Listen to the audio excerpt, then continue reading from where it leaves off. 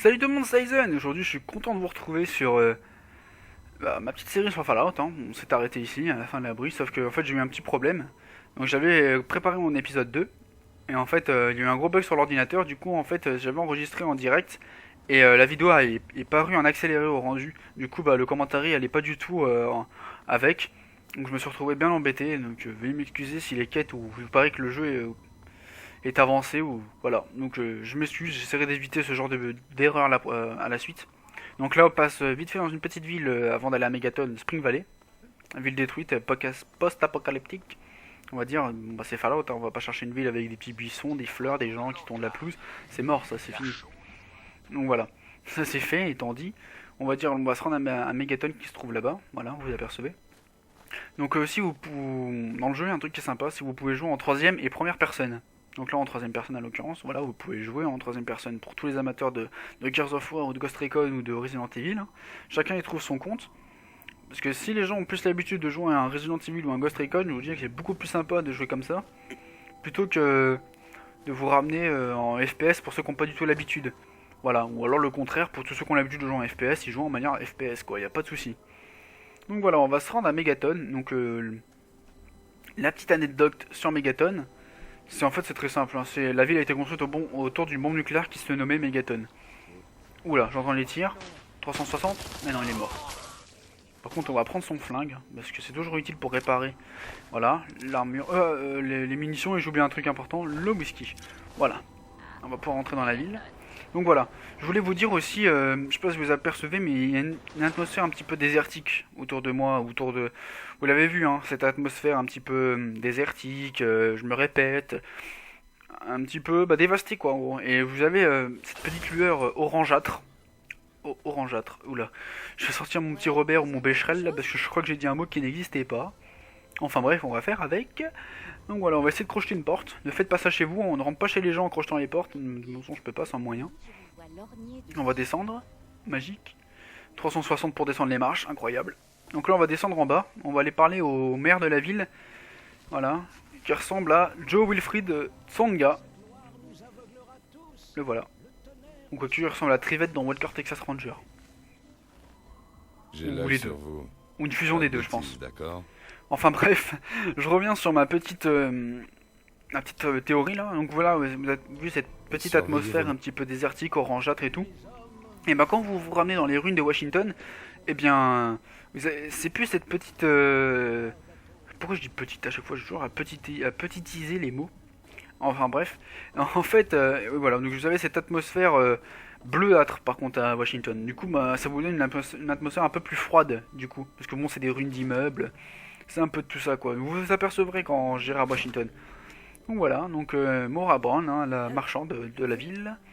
Voilà, on peut lui parler de différentes choses et de, voilà, de blabla. Donc là, on parle vite fait parce que je me suis trompé. Je vais vous montrer comment on achète et on vend, en fait. Donc là, vous avez cette catégorie Maura Brown. Donc de tous les objets que le marchand vous propose. Après c'est par catégorie. Vous avez les armes, de ce côté-là. Vous avez ensuite, voilà, les vêtements après. Voilà, les équipements, hein, les vêtements, tout bazar. Les aides, donc tous les mentats, les radix, les stimpaks, les radaway et compagnie. Et là c'est toutes les ressources vraiment qui vont servir. Donc là les plans d'un lance-briquette. Je sais pas si vous avez aperçu. Voilà le plan du lance-briquette. En fait c'est une arme que vous pouvez créer avec très simple. Hein. Franchement une arme pour les gens qui débutent c'est bien pratique. Parce qu'en fait, elle se recharge uniquement grâce à des objets que vous trouvez dehors. Genre des assiettes, des bols à chiens, des tondeuses, des machins. Vous mettez tout ça dedans et ça tire et ça peut... Je peux vous dire que ça fait énormément de dégâts, hein. Ça peut vous faire envoler vos bras, vos jambes, ça peut vous démontrer à la vitesse de la lumière. C'est super puissant. Donc là, on parle à un vieux dégénéré. Mais bon, c'est pas grave, on est dans Fallout. Hein. Personne n'est dégénéré dans Fallout. Donc là, voilà. On va continuer notre chemin gentiment vers le Saloon. Donc voilà, donc j'espère que vous avez compris un petit peu mon système de l'atmosphère, hein, vous vous en rendrez compte à Washington quand j'irai. Donc c'est très simple. Je vous le rappellerai hein, quand on sera à Washington, ne vous inquiétez pas, no suicide. Donc là on va parler au barman qui ressemble à un gros lépreux, on va lui parler. Non, c'est parce qu'il est lépreux qu'on va pas lui parler, on va juste tenir nos distances, c'est tout. Non en fait c'est une goule, hein. En plus il s'appelle Gob. Si on inverse la lettre ça fait... Non, rien, j'ai rien dit.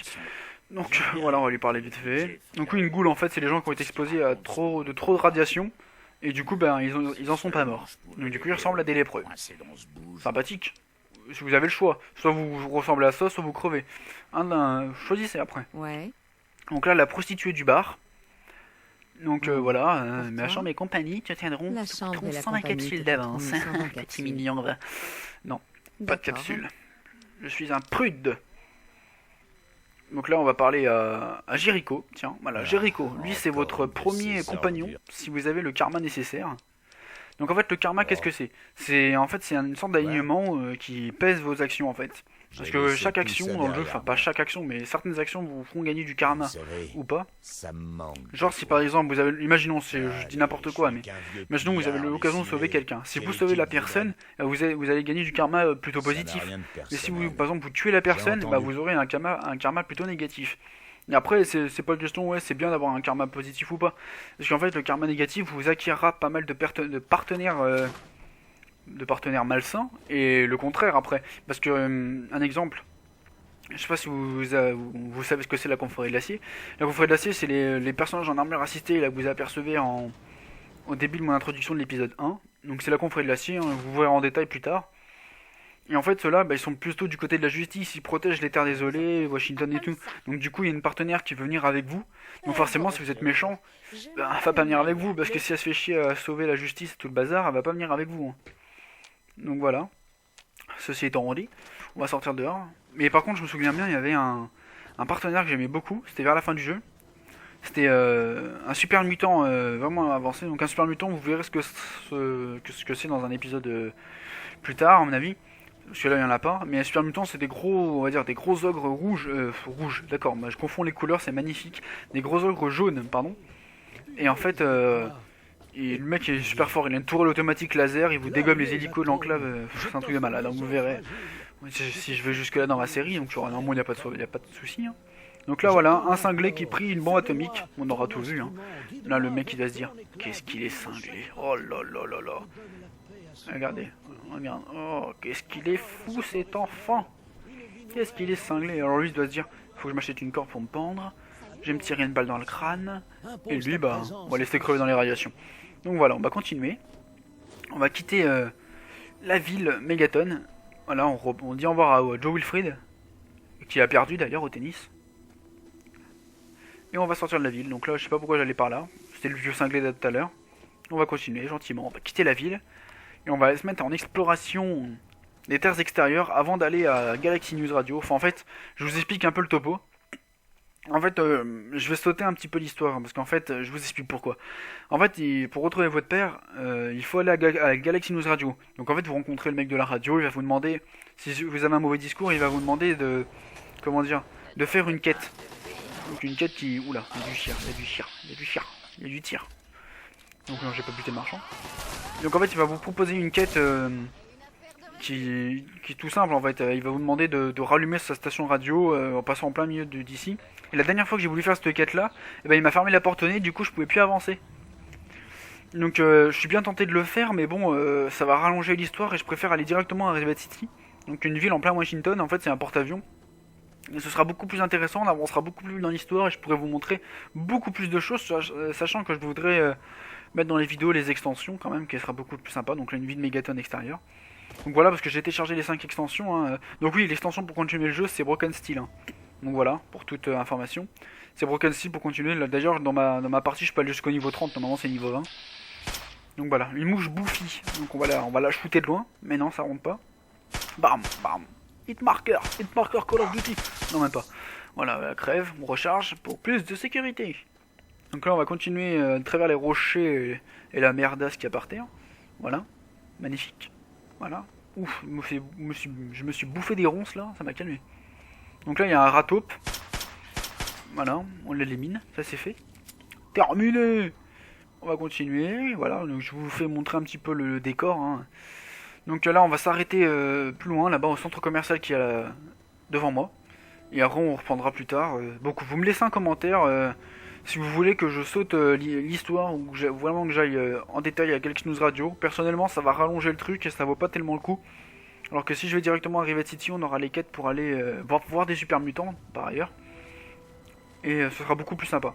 C'est vous qui voyez, après vous me laissez un commentaire si vous voulez que que je fasse l'épisode 3, voire Galaxy News Radio, bah ça me dérange pas. Moi, vous me dites juste que vous avez envie, il n'y a pas de problème. Moi, je pensais que peut-être avancer l'histoire serait un peu plus rentable, on va dire. Mais bon, c'est vous qui voyez, si vous voulez voir tout en détail, il n'y a pas de souci. C'est vrai que si je fais toutes les histoires de Fallout en détail et que je saute des parties de l'histoire, c'est pas cool.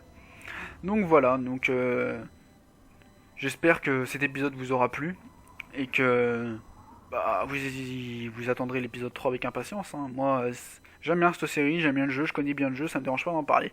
Donc voilà, je vous dis à très bientôt pour un nouvel épisode et soyez actifs sur ma chaîne. Bye tout le monde.